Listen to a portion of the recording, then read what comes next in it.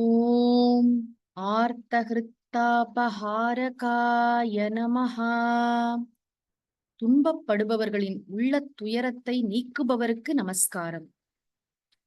ஒரு ஞானி, மகாத்மா, சான்றோர் அப்படின்னு சொல்லும் பொழுது அவர்கள்ட்ட ரொம்ப முக்கியமா நம்ம இந்த பண்பை பார்க்கலாம். துன்பப்படுபவர்களின் மன துயரத்தை நீக்குபவர். சுவாமிஜி கிட்ட இது 100க்கு 100, அதுக்கு மேலேயே பார்க்கலாம்.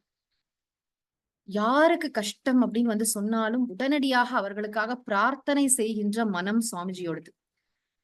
தட்சிணாமூர்த்தி சந்நிதியில போய் நின்று கொண்டு பிரார்த்தனை பண்ணுவாங்க, இல்ல புவனேஸ்வரி சந்நிதியில பிரார்த்தனை பண்ணுவாங்க, இருக்கிற இடத்திலேயே பிரார்த்தனை பண்ணுவாங்க.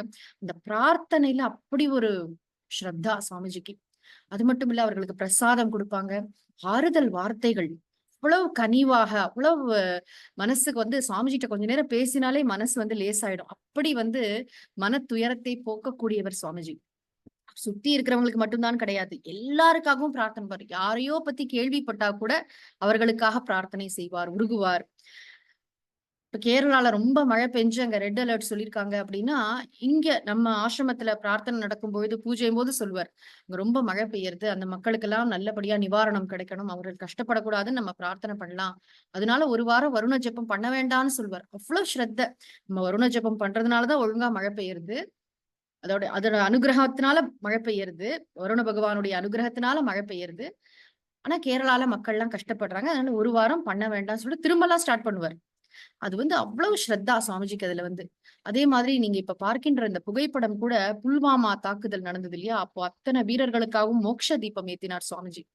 மாதிரி நம் நாட்டு வீரர்களாகட்டும், எங்க யாரு கஷ்டப்பட்டாலும் அதை பத்தி சுவாமிஜியோட காதுல அந்த விஷயம் விழுந்ததுன்னா அவர்களுக்காக பிரார்த்தனை செய்வார்.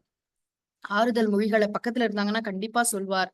பிரசாதங்கள் கொடுப்பார். எப்படியோ அந்த கஷ்டத்திலேருந்து அவர்களை மீட்டுடுவார். ஒரு பெரிய ஒரு ஆச்சரியம். சுவாமிஜிட்ட சொன்னாலே நமக்கு மனசு சரியாயிடுது அப்படின்னு நினைக்கிறவங்க எத்தனையோ பேர் உண்டு. இது நம் தேசத்துடைய ரொம்ப அரிய ஒரு விஷயம் இல்லையா? மகான்கள் நமக்கு ஒரு நல்ல கவுன்சிலிங்கும் கொடுப்பாங்க. நம்ம இதுக்காக தனியா யாரையோ தேடி போகணும்னு இல்ல. சுவாமிஜிட்ட போய் சொன்னாலே மனசோட பாரம் இறங்கிடுது அப்படின்னு சொல்றவங்க எல்லாம் உண்டு.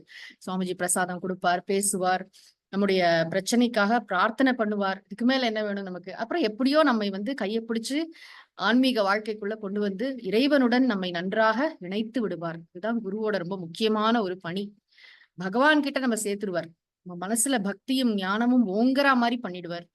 அது நம்ம முதல்ல நம்ம மனசுல இருக்கிற பிரச்சனைய, அந்த துன்பத்தை நீக்கினாதானே அதுக்கு நம்ம போக முடியும். அதற்கு ரொம்ப உறுதுணையாக, ஒரு உற்ற நண்பனாக கூடவே இருக்கக்கூடியவர் சுவாமிஜி.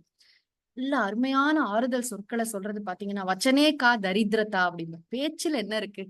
இல்ல ஆறுதல் வார்த்தைகளை நல்லா, அதுக்குன்னு ரொம்ப எக்ஸாஜரேஷன்லாம் இருக்காது. நல்லா புரிஞ்சுட்டேன், ஒரு பிரச்சனை எனக்கு நல்லா புரியுறதுன்னு சொல்லி ரொம்ப ஹித்தமாக அவர்கள் அப்படியே கடவுள் கிட்ட திருப்புவார். பிரச்சனையும் கொஞ்ச நாள் கழிச்சு பார்த்தா அது எப்படி நடக்கணுமோ அப்படி அது தீர்ந்துடும். அப்படிப்பட்ட சுவாமிஜிக்கு நமஸ்காரம்.